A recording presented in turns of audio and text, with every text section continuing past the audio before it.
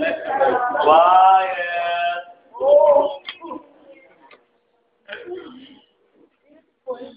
Before your mouth, please. Good afternoon. This is Steve Pasol, and for the latest news, former President Corazon Juan Aquino left a legacy that would forever stay in the heart and minds of every Filipino. That alone proved how to live her vision, and words in action. Her famous line was, "Filipinos are worth living for," which made a unique reminder to all Filipinos that democracy is be upheld and treasured.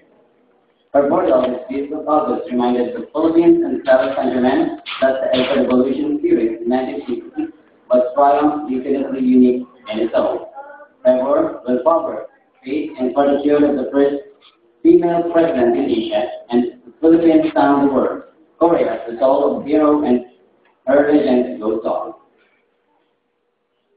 Samantala, naglunsad ang signature campaign at unified statement ang mga mamahayag at manunulat mula sa iba't ibang stasyon ng radyo, telebisyon at maging pahayagan upang tutulan ang House Bill 3330 na mas kilala sa tawag na Right to Reply Radio.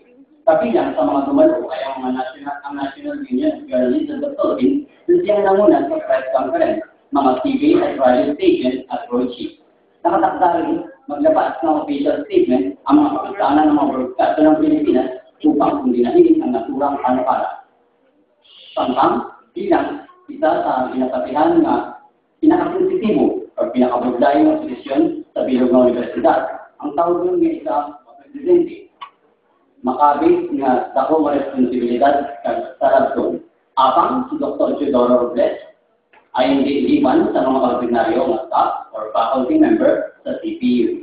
Makita siya na istorya sa mga manunugso, estudyante, at ibang pa ang mga empleyado.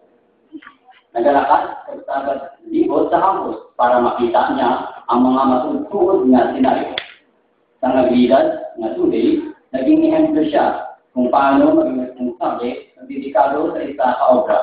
Wala niya kinakawaya na isa siya ma-work student ng estudyante pa siya. Ang ugali nga pagpanikid niya sa siya, simple, ginhalinan ang makadugang ang positibo nga imahe niya.